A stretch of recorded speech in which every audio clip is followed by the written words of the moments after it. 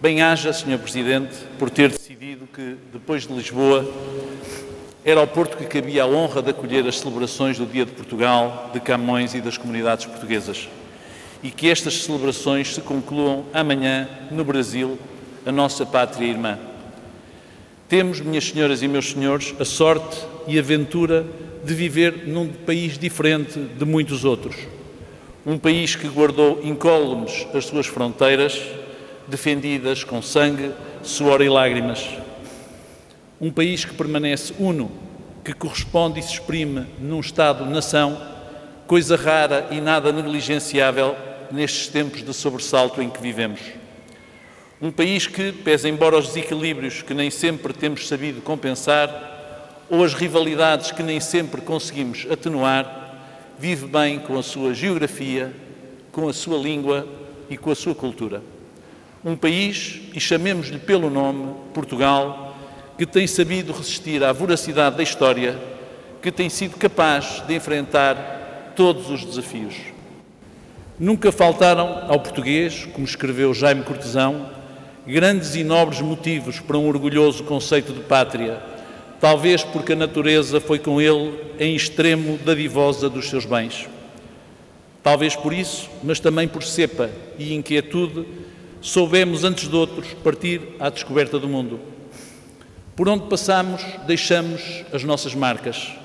Com Camões, que hoje recordamos, guardamos o registro lírico dessa extraordinária epopeia. Durante 5 séculos fomos ponto de partida de uma irreplicável e improvável aventura pelas 7 partidas do mundo.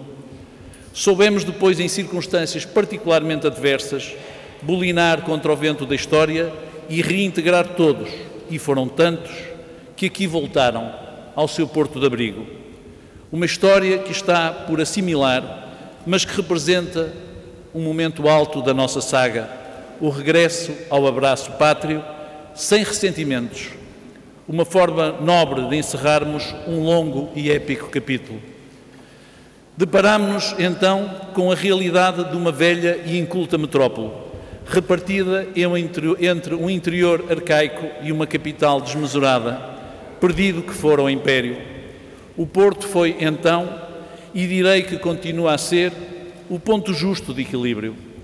Jaime Cortesão, bem que avisara alguns anos antes, que graças ao Porto o povo português teve coluna vertebral e ainda hoje possui um ideal de cidadania.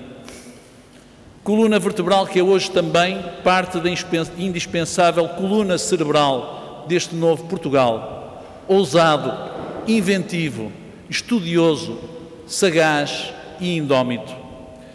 Foi graças a esse ideal de cidadania e a essa coluna vertebral que não permitimos que o 25 de Abril fosse uma mera transição entre regimes autoritários e se transformasse na manhã que a aurora nos anunciara.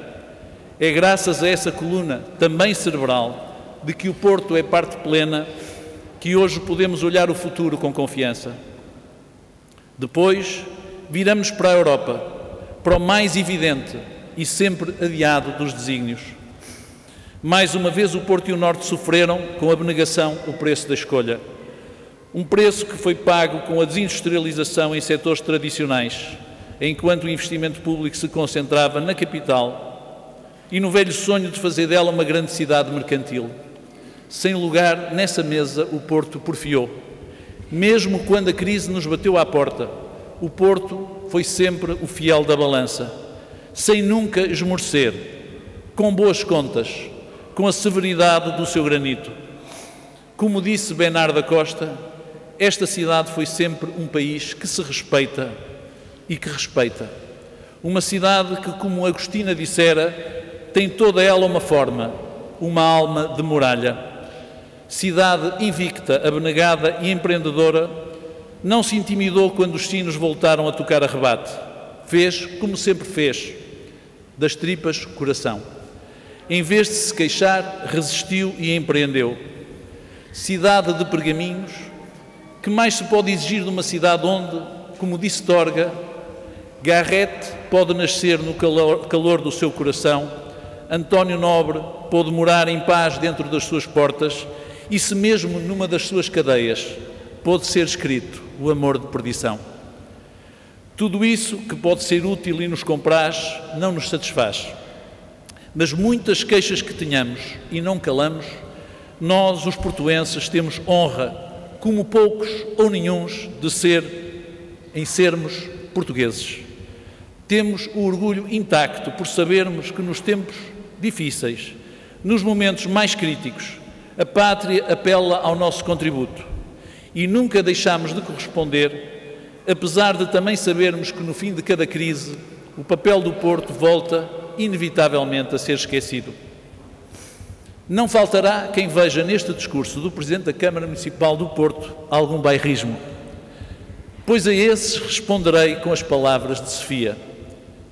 Nasci no Porto, sei o nome das flores e das árvores e não escapo a um certo bairrismo.